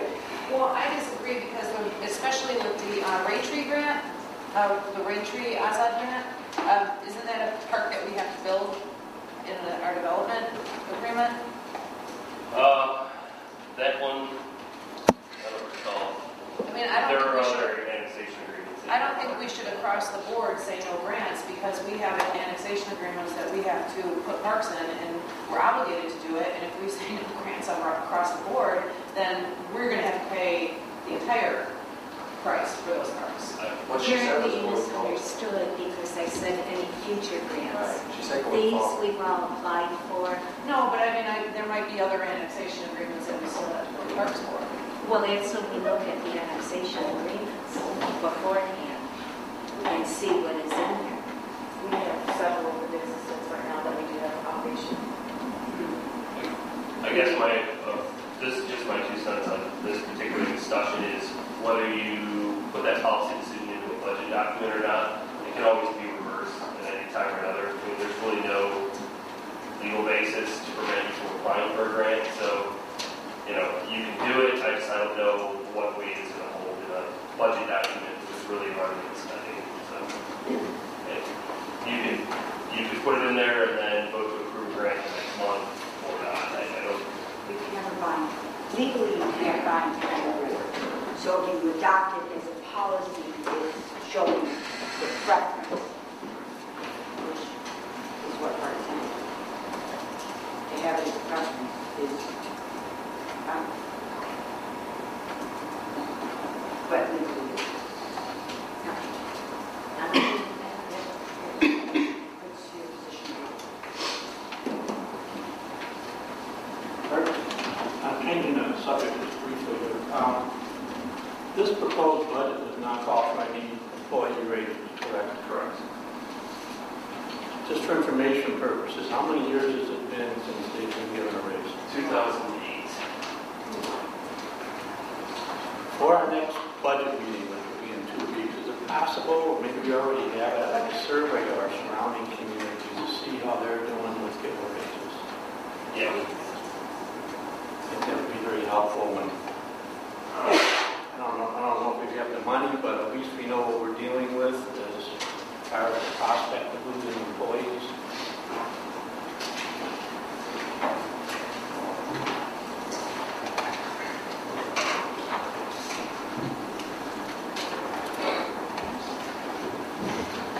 Jason, let's raise my hand. No, I don't. I have a problem. I want to make sure I'm part of 99%. Anything for tonight then, big picture budget stuff? I mean, my plan, to make the most efficient use of our time is over the next 2 weeks, if anyone has questions, submit them to the staff. They can come prepared to discuss it next week. We're going to try to keep, or in 2 weeks from now, try to keep the agenda light for our next meeting. So we have a lot of time in that we can focus on budget questions. Again, if members of the audience or TV land have questions, email them to you all. Take forward at the department and compile them. I will try to address as many of the questions as we can in this next round of budget discussion. And it'd be my plan to try to get the answers that were posted tonight. We couldn't answer out in the next packet at the latest, hopefully a couple days ahead of time. We'll try to submit that to a couple days ahead of the packet. Okay, we'll do it with that. Can I ask one question about that? Absolutely. How will the general public know what changes were made when we go out the packet in 2 weeks? Is there going to be some kind of like in red or highlighted or so I can, because it's a lot. You guys did a great job, but it's a lot to go through, and I don't want to have to go through all of that again. Looking at my old paper, looking at my new. The horizontal spreadsheet that we had that narrated the changes, it was like 4 or 5 pages long, we touched on at the beginning. Anything that's authorized by council for change, or we just know is going to be wrong and needs to be changed, we'll put on there, we'll just append it as a list. So hopefully it's relatively easy to follow because it just says line item, budget locations, dollar amount it was changed to and from. And then that'll be it until the city council says, adopt this spreadsheet, we like all these changes, that's good, and then we'll put out a completely new, clean budget document for everybody. So nothing in the budget itself will change, just in there tracking that. We've been told in years past, and this is always up to you, that, do not touch the actual budget document until, the end of the process and we're ready to vote on it, because otherwise everybody just gets versions lost. Right, no, I like that policy. So Okay, everyone's good over that for now? That brings us to no public works committee report, economic development committee report. Yes, sir, I'd like to make a motion to approve an ordinance approving a general release and termination agreement for the development and redevelopment agreements for the Tuscan Plaza project and repealing ordinances 2006-55, 2007-40, 2007-61 that approve those agreements and authorize the mayor and the city clerk to execute. Second. Comments or questions on this? Yes, sir. We approved this. Is there a new development agreement on the horizon here, or are we just cleaning up some old paperwork? I don't think there's a new development agreement on the horizon. It's always possible, but one of the things that was proposed to the most recent purchaser was, if you bring us a plan, we can get it approved by city council, the purchase of the property can actually be reimbursed with TIF funds, unfortunately. So they said, no thanks, we're not looking to do that, we prefer to get it done as soon as possible. So that leads me to believe that it's probably going to be a little while before they're ready to develop the site. So this was just a cleanup issue that their attorney actually had requested. They don't want it on title. Well, the redevelopment agreement was recorded against title.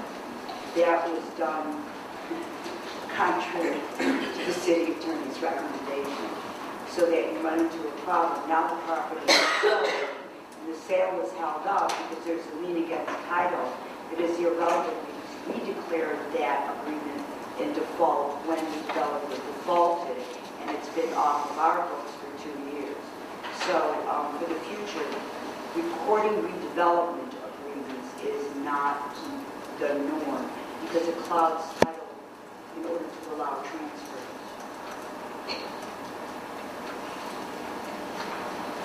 Any other comments or questions on that one?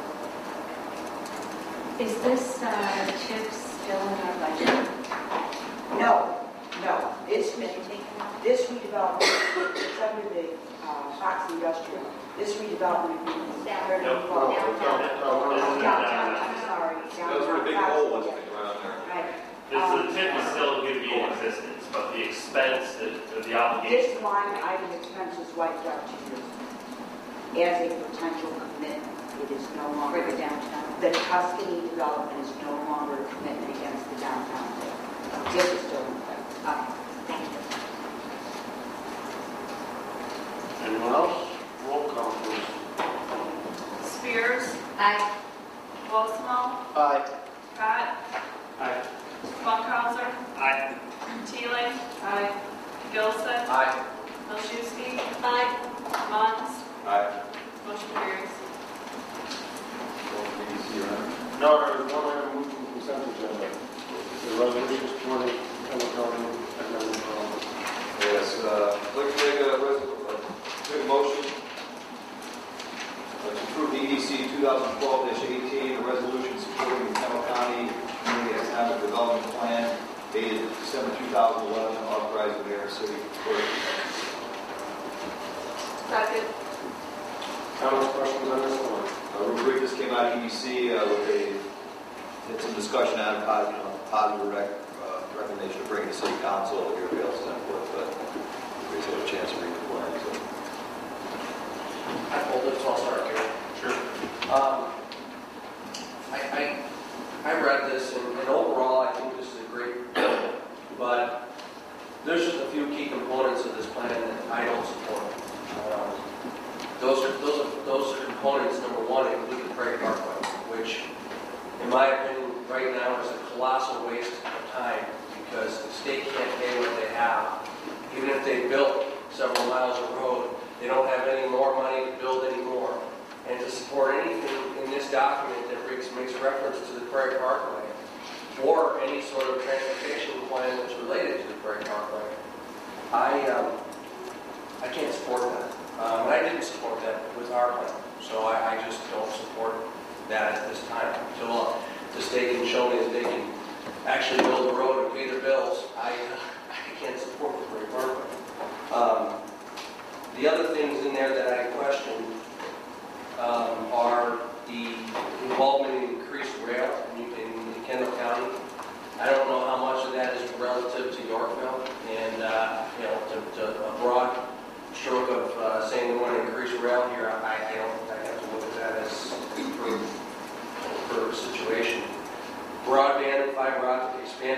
to be evaluated further due to large costs involved in that expansion. Fiber optic is a huge cost, and I can't broadly support that.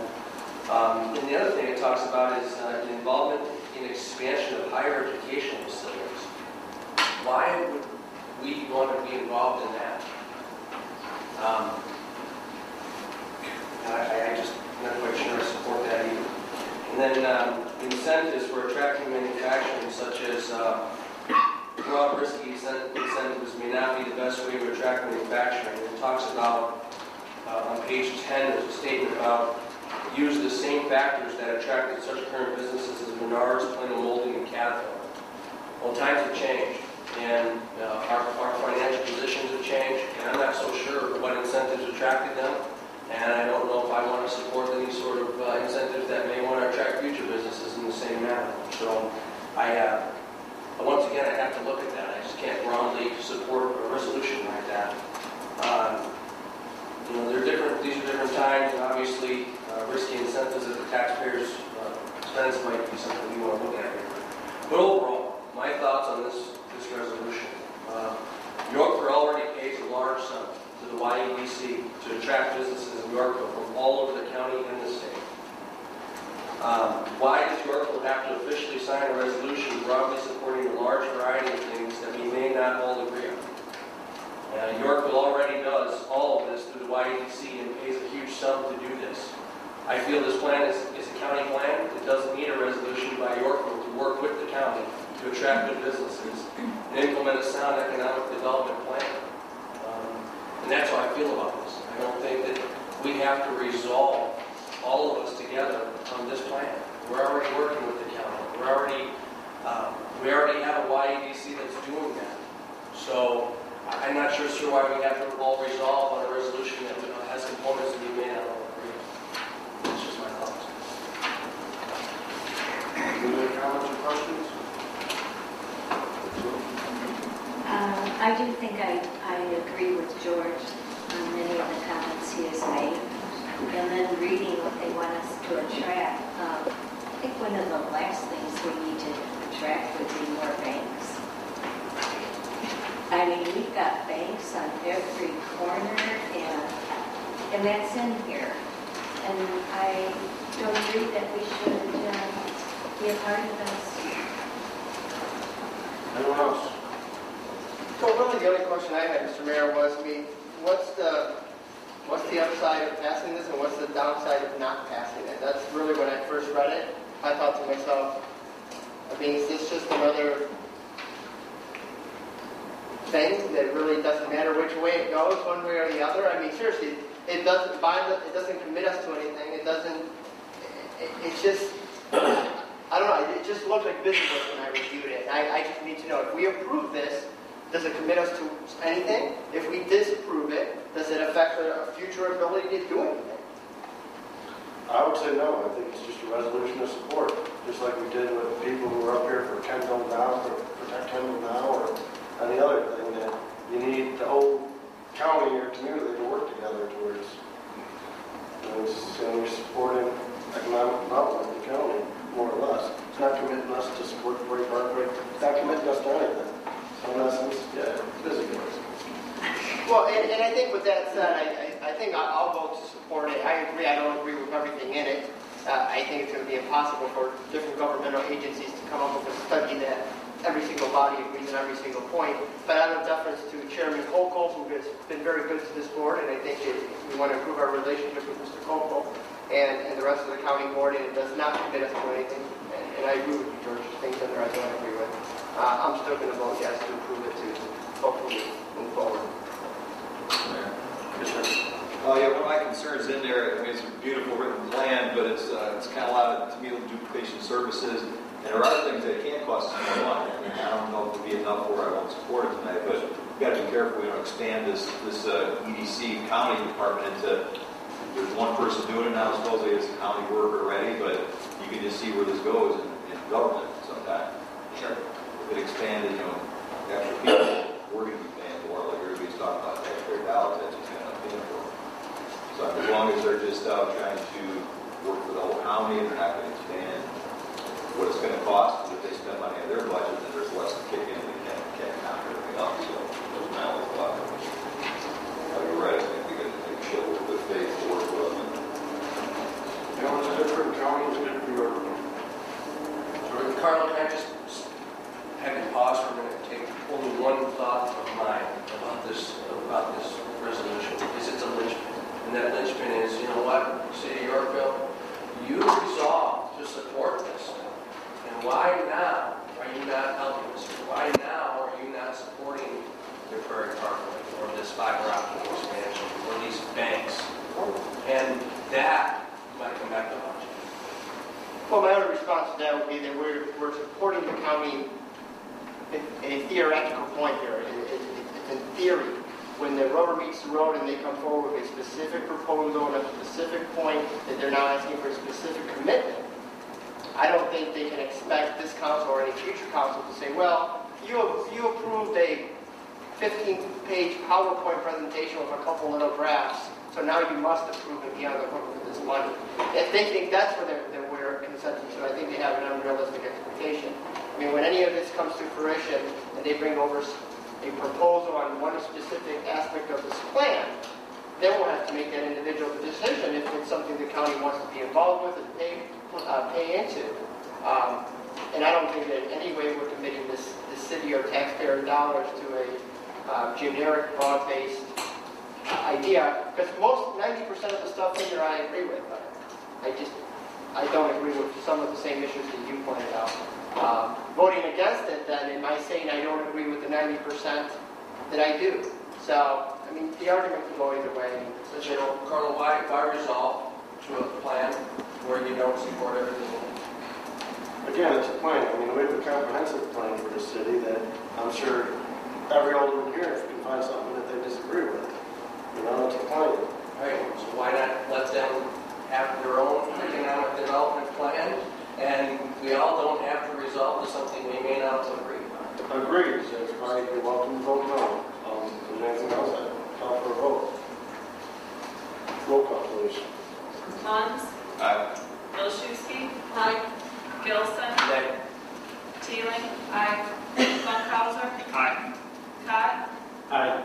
Wolfenall? Aye. Spears? Nay. Motion carries.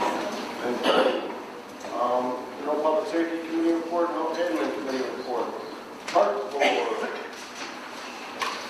I will entertain a motion to approve a field use agreement between the city and the Yorkville Reds, a field use agreement between the city and the Youth Baseball Softball Association, that's Yorkville Youth Baseball Softball Association, a field use agreement between the city and the Yorkville Sparks, and a field use agreement between the city and the Yorkville Travel Sports. Authorized by the mayor to execute. So moved. Second. Comments or questions on the baseball agreements? Yes. This is just a general comment. I think it's pretty good that they got everybody in there because obviously like now there's 4 different organizations that are using it, so it's pretty good of the department to have gotten that. Yes, as long as everyone works together, there's plenty of resources for everybody, and that's what's happened in the last couple of years. The last couple of years have been crazy. Yeah. This is good. Larry? Just a point, I noticed on the fee schedule on a couple of these, that the first payment date's already passed. We received those funds already? So, yeah. Well, they're working on scheduling too, so. Yeah, because I was going to mention March 1st may be a little bit early, because not everyone had their schedules done by March 1st. I mean, Law, yes, just finished registration after March 1st. So that We're trying to give you guys motivation, but we can change it next year. well, let's make it realistic. Anyone else have baseball agreements? Roll call, please. Wolfenall? Aye. Cott? Aye. Funkhauser? Aye. Teeling? Aye. Gilson? Aye. Bilszewski? Aye. Munns? Aye. Spears? Aye. Motion carries. Do we have any planning commission or ZBA? No reports. On the planning commission, we'll note that we probably have a full house tomorrow regarding Evergreen Farms. I mean, I know a lot of aldermen, I know I've gotten a whole bunch of emails on it, so if anyone's interested, we show up at the planning commission tomorrow. I think a lot of questions will be answered at that meeting tomorrow. No city council report. City clerk? No report. City treasurer? Report. Community and liaison reports. Alderman Spears. I have a couple here. I wanted to report the polar plunge, the results of the polar plunge that we had. There were 232 individuals that registered for the plunge. Of those, 298 actually jumped in the lake. As of today, $81,000 and $81,622 have been raised for Special Olympics. And I think that this is just an awesome amount that they did raise considering our current economic times. And it appeared everyone had a good time. Even though they were freezing, they enjoyed it. And the other report was the Southwest Fox Valley Cable and Telecommunications Consortium. Last week I attended the FETV board meeting at Wabansie Community College in Sugar Grove. It was noted that all consortium members submitted their third quarter fees, and their quarterly refund should be distributed sometime next month. The Comcast franchise agreement will expire September 2014, and Max Herwood of North Aurora will meet with Comcast reps to begin negotiations. The 2013 budget was reviewed and approved by the board. Manager Mike Reynolds presented an update report covering the month of February. They completed video recordings of 8 scheduled city meetings for Yorkville, Plano, and Sandwich. They conducted Girl Scout and Boy Scout tours, recorded 4 Plano, Yorkville, and Sandwich boys basketball games, aired live West Aurora basketball games, and shot a Fox Valley and Focus program in 2 mental health first aid episodes. They have 12 new Access producers that completed the training class, and their classes are now full to capacity.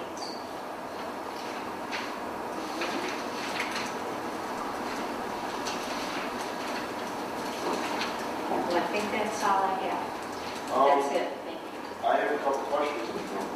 Certainly. That 81,000 that they raised, that's just from our polar plunge here at Silver Springs? Yes. Wow, that's incredible. Yes. And Fox Valley Television. Yes. And they broadcast live. Is that live to channel 17 or channel 10, or is that just live on the internet? I believe it's live to channel 17. Really?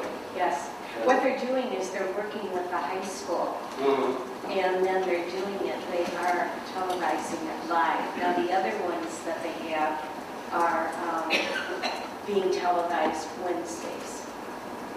Whenever they tape it, it's all going to be on Wednesdays, but it's so successful. That's huge. I know when I run the board, I always had that as a goal to broadcast live, so that's a huge step.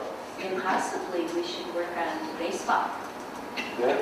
I mean, there's so much interest with baseball. I think if we can get... Baseball is very hard because the field's so big, you need at least 2 cameras so to get the shot, because the batter hits it and goes out left center, the camera's not going to catch it fast enough. But they do have enough producers now. Well, You know, they have that many people that... What's your thought? Yeah, I'll bring it up again. Any other community liaison reports, George? Just to add to the Special Olympics, I was a part of one of the teams that raised roughly near $4,000, and I jumped in the lake. So it was cold. I went in and walked out and went underwater and came back up and walked back out. But I tell you what, it looked, even though it wasn't frozen, I think it was the coldest it's ever been. It was cold. So it was fun. But I want to do my YDSD report. On March 12th, 2012, I attended the YDSD meeting briefly before our public meeting. So I'll report what I was there for and kind of what they went through. They had a call to order, and obviously they had some public comments. One of the public commenters was Carol Sheely, who was asking some questions about the dam removal. schedule a special meeting on the dam removal, and will be scheduled for public awareness and questions. That will be within the next month, and they're saying tentative dates for consideration on the 29th of this month or April 3rd. So everybody who has questions about the YVSD, to the YVSD about the dam removal, I would encourage you to attend and ask any questions you may have about the dam removal. She had some of Carol Shealy's questions were, what will happen to the land that is created once the dam is removed? In other words, will the lines move around and will the land that's created? One of the answers was they don't think there'll be any new land created, but they said it's a good question for a public meeting. They said the banks are going to be steeper, but the property level will likely remain the same for Carol. I asked them if there was any issues to report to the city council, and the only thing that we talked about was, I asked about the grease trap situation. I brought up in the past about they wanted the city to consider putting a link on their website to a standard for grease traps, so that these contractors and developers out there that are looking at either putting a new grease trap in or developing and having to install a new grease trap can actually click on our website and look at their standards, so that there's no confusion. They're having a lot of issues with grease traps and confusion on their standard and specification with the grease traps. So they asked me once again to pose that question to work with them, so we can try to put a link on the website for grease traps. There's an amendment for approval of all overtime being approved by Kevin and a waiver, or basically just an amendment saying that Kevin is going to be approving all the overtime. Motion, they approve the minutes as presented, and they approve the bill payments as presented. The health insurance, once again, their YBSD health insurance will increase 2%. So just for our reference, we're looking at health insurance increase 2%. And then I didn't get a chance to go through the rest of the meeting, but that's all I have. Thank you. Any other community reports? I have one. I was approached by Community Meals for Seniors. We're going to be starting a dine-out program for seniors here in Yorkville. There's a program in Yorkville. And what it is, it's a program that's open to all Kendall County seniors 16 over. It's a nonprofit, all-volunteer organization. And they encourage all seniors to take advantage of this. Seniors must register and purchase tickets at City Hall. So tickets will be sold here. You get a ticket just like this. The program allows seniors to purchase these tickets for $3. And it's good for a meal at participating restaurants throughout Yorkville. So they are funded by different types of grants and very successful in Plano. They have 6 restaurants in Plano that take advantage of it. So it's a good program. We're going to get in touch with Senior Services and let them know about it. But these will be available at City Hall in the very near future. Another thing I have is next Saturday is the St. Baldrick's fundraiser. So if anybody wants to come out and see me get my cue ball, you can put it in the golf. I encourage all of you to come on out there. I've seen some pictures from last weekend's event at Ultimate Sports Bar, and there were some women out there getting their heads shaved. So I also think there are older women who take part in it. Or if you'd like to donate, stbaldrick.org. You can find Team Mayor G and Anthony Rosati's next Saturday, 5 p.m. Tim Barton sign up yet? Mayor. Fundraising, yes. It's been tricky. That's all I have. Next, we'll move to staff reports. Any staff reports? I just wanted to let everyone know that Amy Sussich and I, as a park board member, we went up to Canoecopia this weekend. Up in Madison, Wisconsin. It's at the Alliant Energy Center. It's about 25,000 paddlers that come through that. It's actually, I guess, the world's largest paddling exhibition. So it's pretty big in the paddling world, and we got to speak with a lot of people who were interested in the Yorkville shoot. I think we brought a lot of positive energy to the shoot and said, come on down, see Yorkville. City was here, talked about a lot of the amenities down at the park. I did want to thank Stonefire, Hampton Inn, and Geneva Kayak for those donations. We actually gave away we raffled away a kind of weekend whitewater adventure is what we called it. And there is a winner. She did contact me. I have yet to actually get everything to her, but so when I have her information, I'll probably mail about that. But just want to let you know that it was really positive, and people were really excited about the shoot. And actually, when Amy was on her way home, she stopped at the shoot. There were already 2 people there from Communicopia that stopped on their way home to Indiana. So it was interesting that it could happen that fast. So just want to let you know. Speaking of water boys, I was over the bridge this weekend. A lot of people went over the bridge. We're on the island out there. If you haven't been on the bridge yet, check it out. Nice bird's eye view of the course. So, any other staff reports? Additional business? Any additional business? We do have an executive session, correct? For litigation. So I entertain a motion to go into executive session for litigation. Pending litigation. Possible and/or So, roll call. Mayor? Yes, sir. Before you do that, it's not on the agenda. Yes, you can. You can go into executive session at any regularly scheduled meeting. Unless it's on the agenda, you may never go into special.